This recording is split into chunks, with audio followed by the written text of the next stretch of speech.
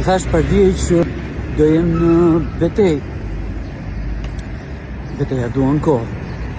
Për beteja duhet zgjuar herë. Të zgjohesh herë. Në natyrisht. Jo të kapësh gafil aty. Po të përfaqësosh. Është shumë e rëndësishme që të përfaqësosh. Është kategori shoqërore në këtë qytet që zgjohet herët, shumë herët dhe mbasen në gjithë Shqipërinë. Nuk është se shkojnë në punë, por është regjimi një jetë të tërë mbështetur fort tek puna e tyre që i bën të zgjohen përsëri herë. Janë të moshuar.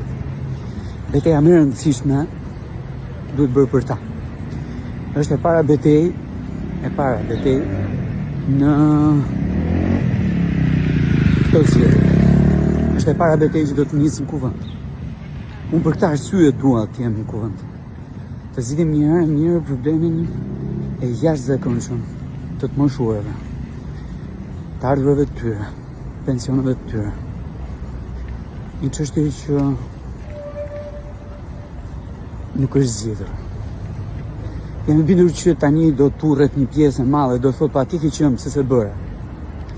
Janë gjithë ata që të njohin se kanë në vëmendje çfarë ti ke bërë, çfarë ti ke thënë, për çfarë ti ke luftuar kohë pas kohe, por jam gati të shmoj se ç'kam hequr me ministrat e financave që në vitin 2014 e në vijim për të thyer atë konceptin e tyre ngulur thellë këtu, që ekuilibri i buxhetit duhet të frenoj çdo lloj iniciative që përmirëson skemat, që reformon fort skemat.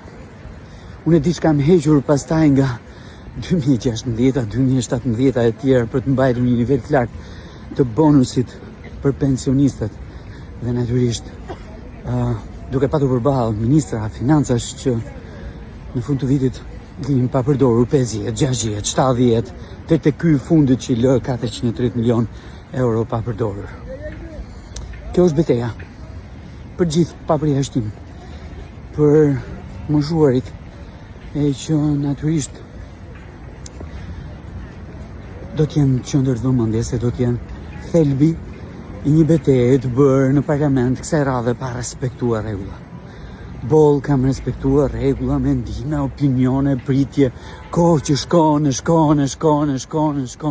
ndërkohë që përballë njerëzve dalim ne e kërkojmë vota. Kjo është betejë që do e bëj për çdo të moshuar të këtij vendi. Dhe natyrisht, edhe për prindërit e mi, që janë ndër ta, që marrin pension 20.000 lekë në muaj.